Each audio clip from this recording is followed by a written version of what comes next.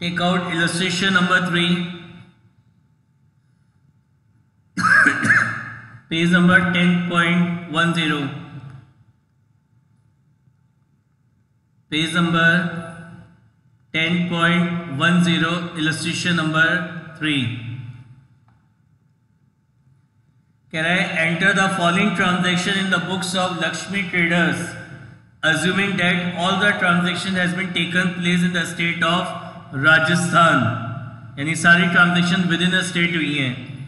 Assuming CGST 9% and SGST 9%. अपन को अब इसकी जर्नल एंट्री पास करनी है.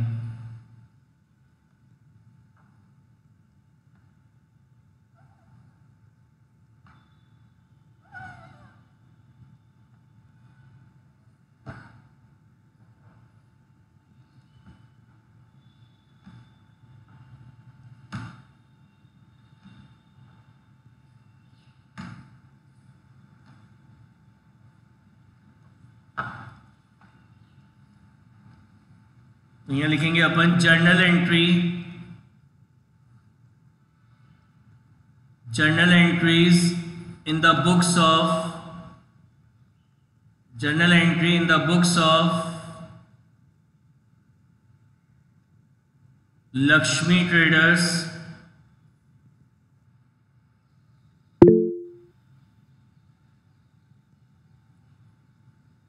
डेट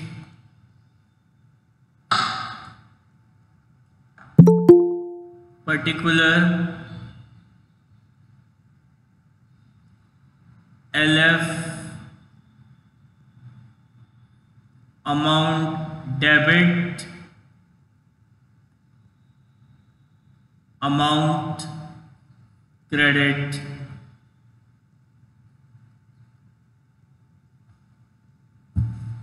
क्या कह रहा है आपसे आगे?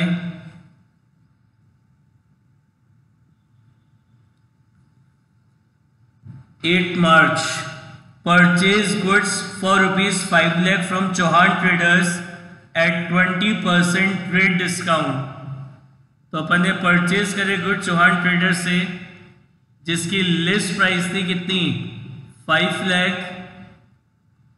हमने 20% का क्या दिया? ट्रेड डिस्काउंट दिया.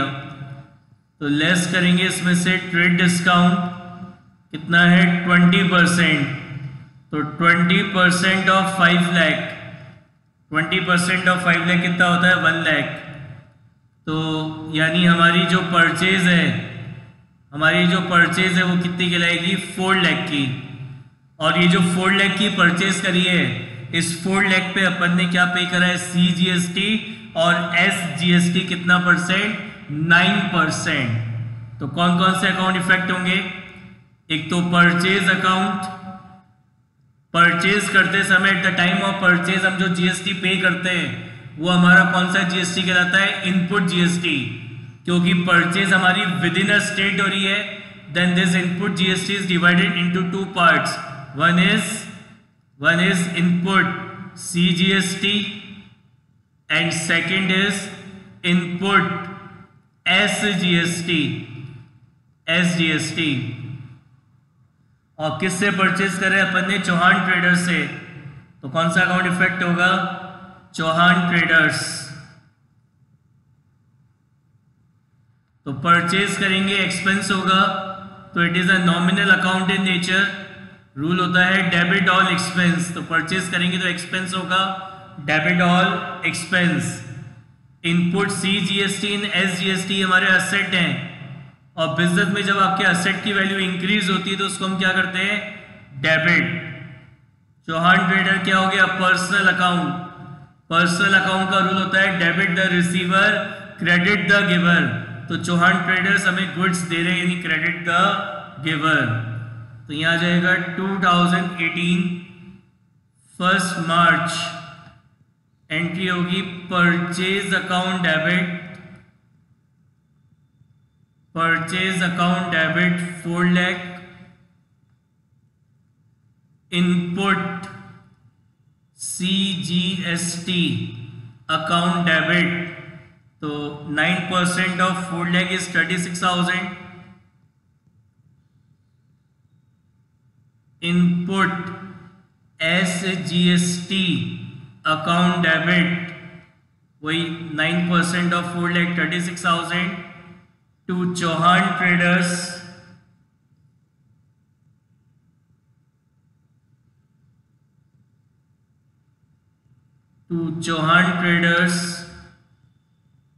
अकाउंट, टोटल हो जाएगा 4,72,000।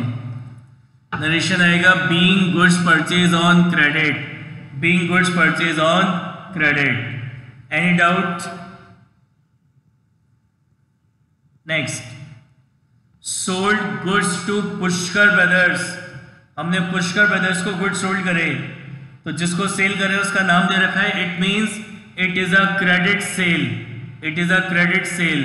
कौन कौन से अकाउंट इफेक्ट होंगे? एक तो आपका Pushkar brothers account, Pushkar brother account effect होगा, सेल करिए तो सेल्स अकाउंट इफेक्ट होगा, और सेल करते समय जो जीएसटी हम अपने कस्टमर से कलेक्ट करते हैं वो हमारा आउटपुट जीएसटी कहलाता है। और ये जो सेल है ये विद इन अ स्टेट हुई है सेल, तो this output GST is divided into two part, one is output CGST and second is output SGST. तो कौन कौन से अकाउंट इफेक्ट होंगे? एक तो आउटपुट सीजीएसटी अकाउंट, एक आपका output SGST account. Pushkar brother क्या है? It is a personal account, rule होता है debit the receiver credit the giver, तो पुष्कर ब्रदर रिसीव कर रहे हैं, डेबिट द रिसीवर। सेल करेंगे, इनकम होगी तो it is a nominal account, rule होता है debit all expense credit all income and gains, तो credit all income and gains. ये जो आउटपुट सीजीएसटी और एसजीएसटी है ये आपकी लायबिलिटी है, इट इज योर लायबिलिटी।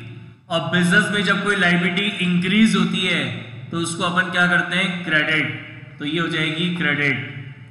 क्या डेट है? डेट है आपकी 10 मार्च। Pushkar brothers account debit, Pushkar brother account debit to sales account 2 lakh, to output CGST account and to output SGST account.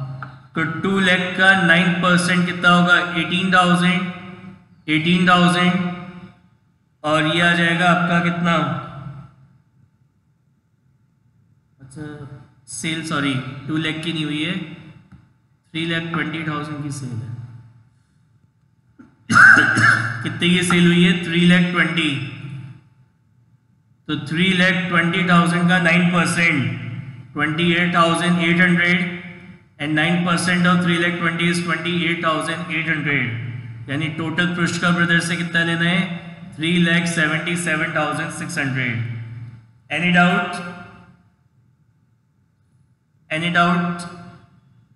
Next, receive from Pushkar brothers a cheque of 2 lakh on account and cheque was send into bank. हमने क्या करा? Pushkar brother से 2 lakh rupees का, Pushkar brother से 2 lakh rupees का check receive करा और ये चेक हमने क्या करा? बैंक में डिपॉजिट करा दिया। तो एक तो आपका बैंक अकाउंट इफेक्ट होगा और दूसरा कौन सा अकाउंट इफेक्ट होगा? Pushkar brothers account. कौन सा अकाउंट इफेक्ट होगा? Pushkar brother account. तो बैंक आपका क्या है? It is a personal account in nature, rule होता है debit the receiver credit the giver. तो कस्टमर ने चेक आपको दिया, आप ये चेक अपने बैंक में डिपॉजिट करा रहे हैं, तो आपका बैंक आपसे चेक रिसीव कर रहा है, debit the receiver. Pushkar brother क्या है? It is a personal account, rule होता है debit the receiver credit the giver. तो पुष्कर ब्रदर आपको चेक दे रहा है यानी क्रेडिट द गिवर। क्या डेट है? डेट है आपकी 15 मार्च। तो एंट्री हो जाएगी bank account debit,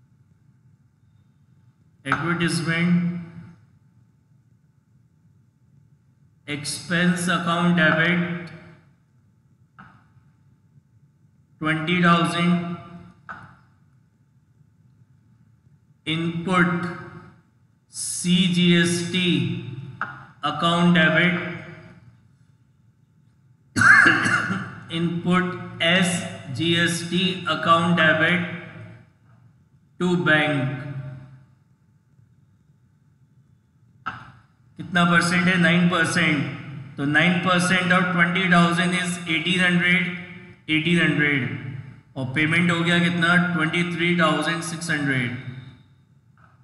next, sold goods for ₹1 lakh, receive the cheque for the same and cheque is send to the bank.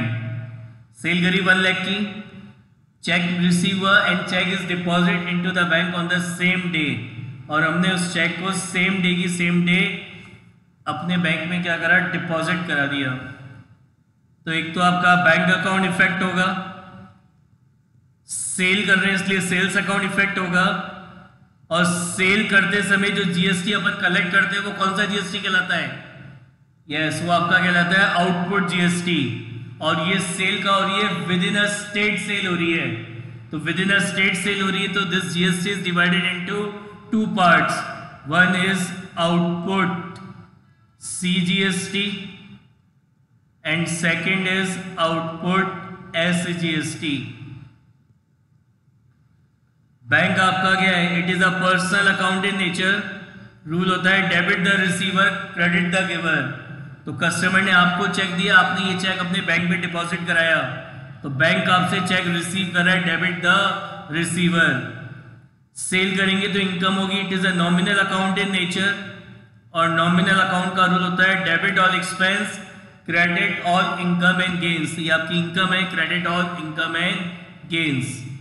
Output CGST and SGST आपकी liability है. This is your liability, ये हमारी liability है.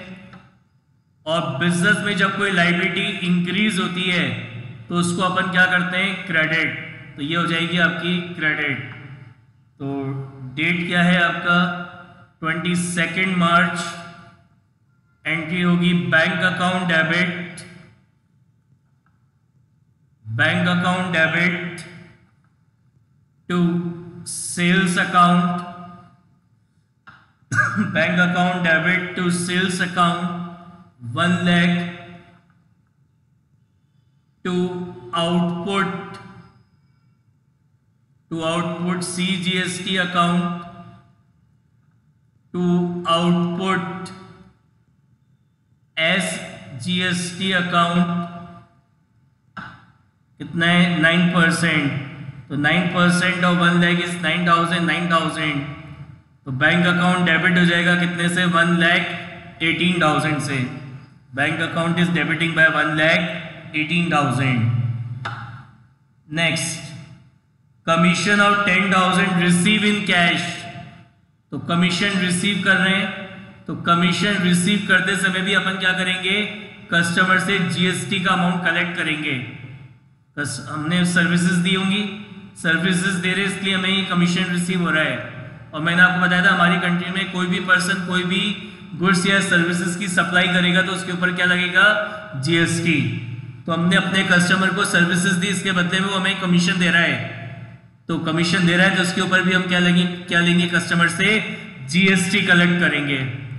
तो एक तो आपका cash account effect होगा, एक आप कमीशन रिसीव कर रहे हैं तो इसलिए कमीशन रिसीव अकाउंट इफेक्ट होगा. कमीशन रिसीव करते समय जो जीएसटी लेंगे तो वो आपका क्या लगेगा? आउटपुट CGST और आउटपुट SGST. कैश आपका असेट है तो it is a real account in nature. Rule कहता है debit what comes in, credit what goes out. तो बिजनेस में कैश आ रहा है, debit what comes in. Commission received ये आपकी इनकम है तो it is a nominal account in nature. Rule होता है debit all expense, credit all income. तो ये आपकी इनकम है, credit all income. Output CGST and SGST ये आपकी लायबिलिटी है, और बिजनेस में जब कोई लायबिलिटी इंक्रीज होती है तो उसको अपन क्या करते हैं, क्रेडिट। तो ये हो जाएगा आपका क्रेडिट। क्या डेट है, 25 मार्च। Cash account debit, cash account debit to commission received account, to commission received account 10,000, to output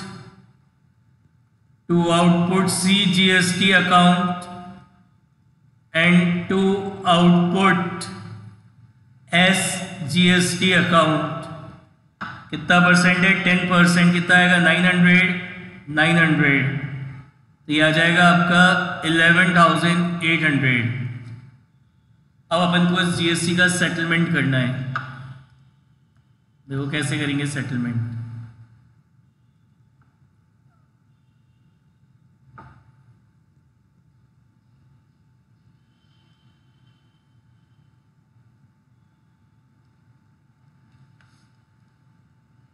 ये हो गया आपका सीजीएसटी, ये हो गया एसजीएसटी। तो सबसे पहले अपन लिखेंगे आउटपुट जीएसटी, यानी जो जीएसटी हमने अपने कस्टमर से कलेक्ट करा है।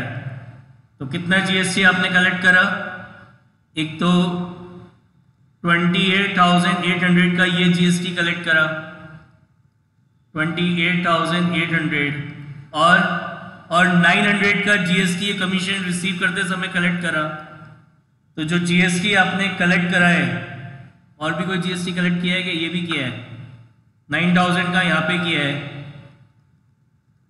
तो यानी टोटल जो जीएसटी आपने कलेक्ट करा कस्टमर से, वो कितना जीएसटी कलेक्ट करा है, 38,700 रुपीज का जीएसटी आपने कस्टमर से कलेक्ट करा है।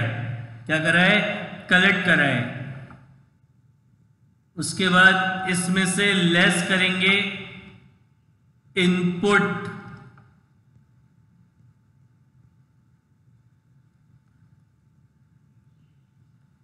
क्या लेस करेंगे इसमें से अपन, इनपुट जीएसटी। इनपुट जीएसटी मतलब जो जीएसटी आपने पे करा है। तो कितना जीएसटी आपने पे करा, कितना जीएसटी पे करा है, 36,000 का तो यहां पे पे करा,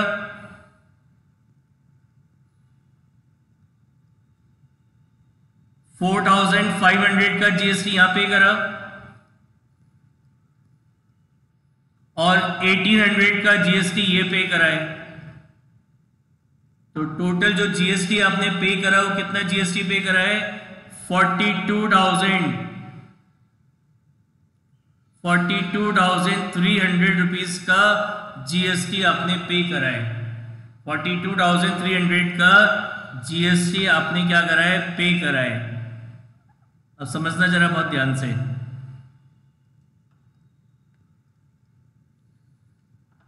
हमने 38,700 रुपीज का, हमने 38,700 रुपीज का जीएसटी कलेक्ट करा, लेकिन हमने पे कितना कर दिया, 42,300 का जीएसटी हमने पे कर दिया। 42,600 का जीएसटी हमने क्या करा, पे कर दिया।